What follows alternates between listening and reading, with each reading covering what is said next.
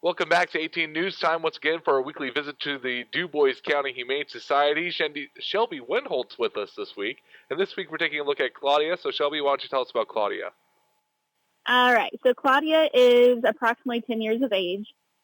She is spayed. She is feline leukemia FIV negative. She's microchipped. She's up to date on vaccines. She was found as a stray in pretty bad shape. She had bite wounds all over. She obviously belonged to somebody at some point because of how loving she is. It's hard telling how she got to where she was, but her owners never came forward. So she has been with us since January 22nd of this year. She is a sweeter, older lady. She would do great in a home with an older couple.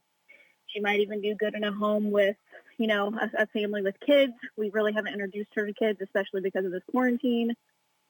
She isn't really a huge fan of other animals, though.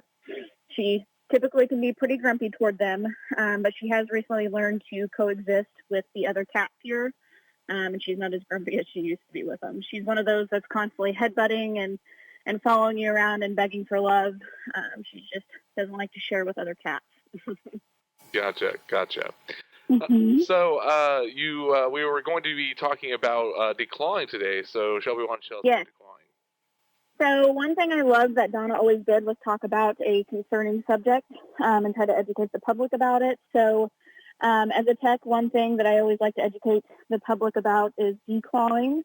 It is an elective procedure that's becoming more of a thing of the past. It is even banned in some countries and some states.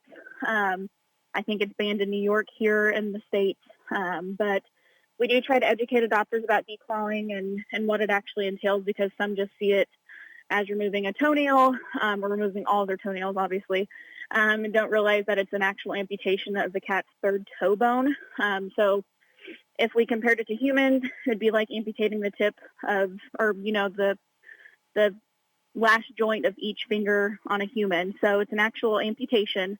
It's removing part of that weight-bearing digit that causes lifelong arthritic changes and pain. Some cats may even develop behavioral issues after declawing. Some start biting. Some start having inappropriate elimination because it's painful when they're using the litter box.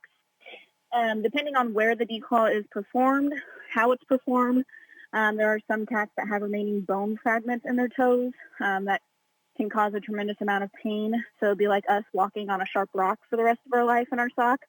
So it's just some things that people don't know, don't think about. So before declawing, we always tell people there are several alternatives that you can try. There's scratching posts. You can try different styles, textures, horizontal ones, vertical ones. Make sure they have multiple scratching areas. You can place them near the area where they sleep, place them in front of that undesirable area that they're scratching on. If the cat's scratching that undesirable area, pick up the cat and take it to the scratching post you want it to use.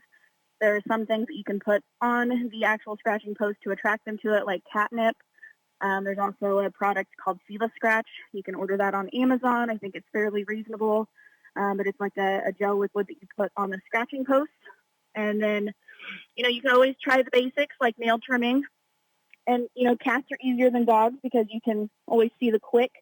You can try feeding them cream cheese, spray cheese, canned food, and snacks during nail trims to make it go smoother for everyone. Believe it or not, it does work for a lot of them.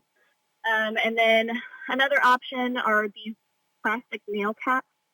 You glue them onto the cat's nails. They can be a little uncomfortable at first, but it is better than the alternative to declawing, and those last about 4 to 6 weeks. So I just always say if somebody's considering it, please always discuss options with your vet before doing it. Fantastic.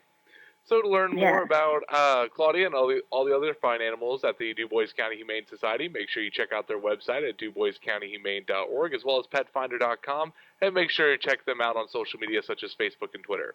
Thanks a lot for watching. Stay tuned. Weather's next.